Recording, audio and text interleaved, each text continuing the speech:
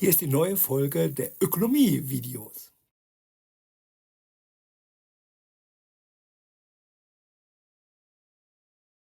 Think back to when you got your first driver's license. That feeling of freedom, but also this huge new responsibility. Well, what if we needed a license like that, not just for a car, but for handling our money? It sounds kind of out there, but in Germany, an amazing program is doing exactly that, giving teenagers the keys to their financial future before they even have a chance to get into trouble. So you might be wondering, why do we even need a program like this?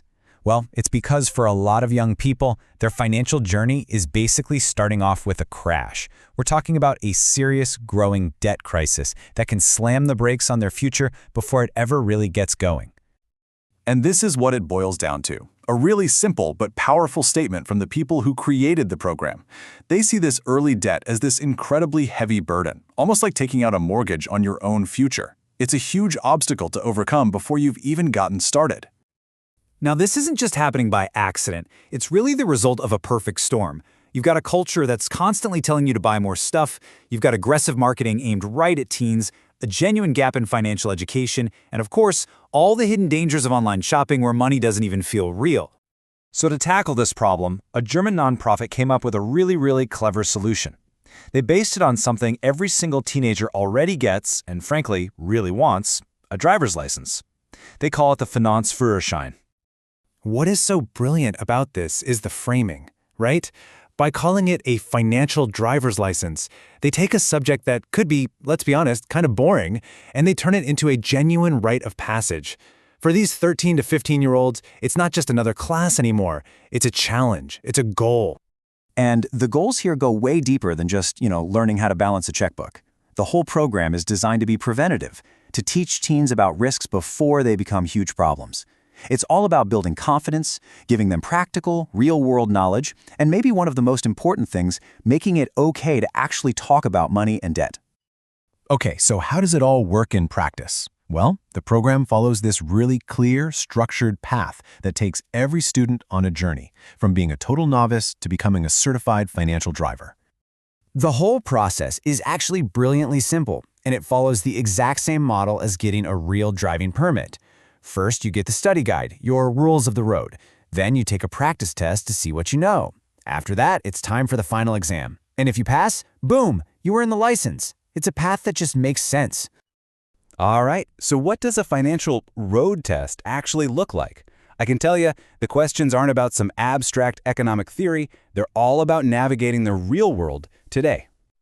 Okay, take this question for example. This is a perfect modern-day financial dilemma. We've all been there, right? Free public Wi-Fi is everywhere, but is it actually safe to use for something as critical as your bank account? And what's really interesting here is that more than one answer is correct. The test teaches you that no, these public networks are super risky because your data can literally be spied on. It's a crucial lesson in digital financial safety that honestly a lot of adults could probably learn from too. Here's another one. This one is less about tech and more about pure judgment. An unknown number calls your phone. It seems simple, but the financial consequences of what you do next can be huge. So what's the smart play here?